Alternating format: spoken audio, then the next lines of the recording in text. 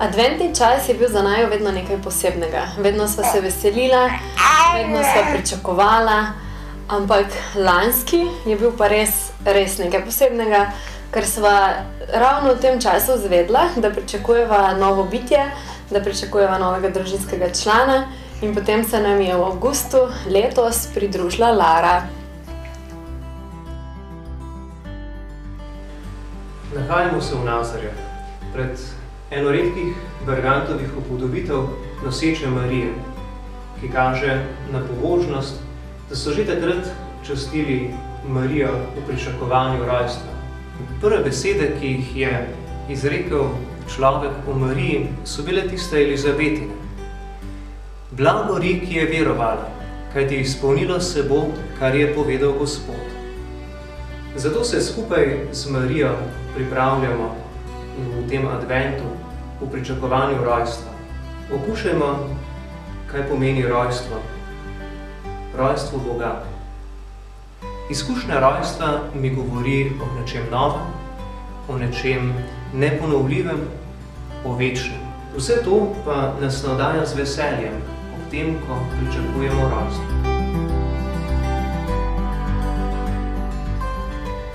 Priprava na prihod novega družinskega člana najine Larice je vsaj pri meni oziroma nama potekalo nekako tako, da najprej vsak pri sebi malo razmislil, kako se to predstavlja, kaj mora spremeniti pri sebi, kaj bo morala skupaj še kaj spremeniti, da se bo čim bolj pripravila, da bova sprejela tega otroka, ki nam je podarjen medse.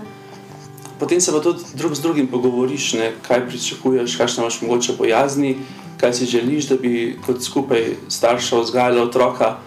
Potem pa tudi seveda, da pripraviš dom na novega družinskega člana, da ima on svoj prostor, pa tudi ti, da si prilagodiš stanovanje tako, da potem čim lažje skrbiš in neguješ otroka. Ko pa tako zdaj premišljujemo o adventu, ko se pripravljamo na prihod Jezusovega rojstva, pa se prav tako najprej pri sebi pripravljaš, premišljuješ, kaj pričakuješ od Jezusovega rojstva, kaj mogoče lahko do takrat spremeniš, kaj lahko narediš do takrat, za čim lepšo pripravo na ta Jezusovo rojstvo. Potem pa tudi v krogu družine, da se zbereš ob družinskem adventnem vencu, da skupaj premišljujemo, se pogovorimo, tudi kaj zmolimo. In pa seveda tudi, da pripravimo dom, da jo pričakajo na Jezusovo rojstvo urejen in tudi potem že lahko okrašen.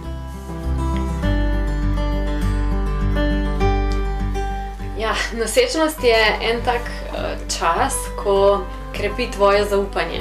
In moraš zaupati, da se bo to dete, ki ga nosiš pod srcem, rodilo, da bo zdravo, da bo vse v redu, da bo porod potekal, da bo nosečnost potekala tako, kot si zamislil. Čeprav včasih ne gre prav po planih.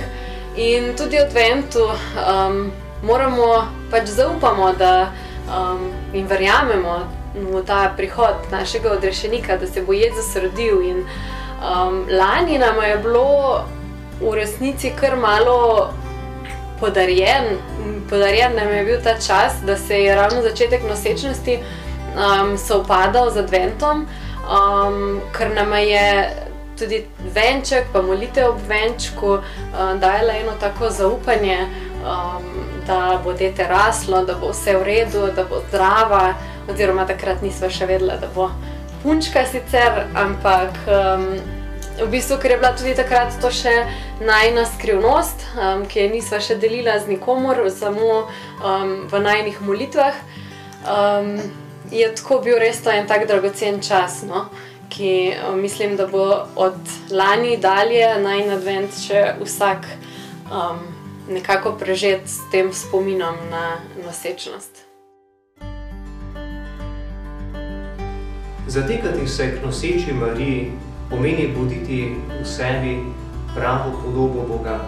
In ta Bog v meni in tebi budi novo življenje. Govori mi, da sem ljubljen, enkraten in neponovljiv, da se moje življenje konča v večnosti. Prav zato lahko skupaj z Marijo vzkliknem: moja duša poveličuje Gospoda, ker se je ozrl na mojo nizkost.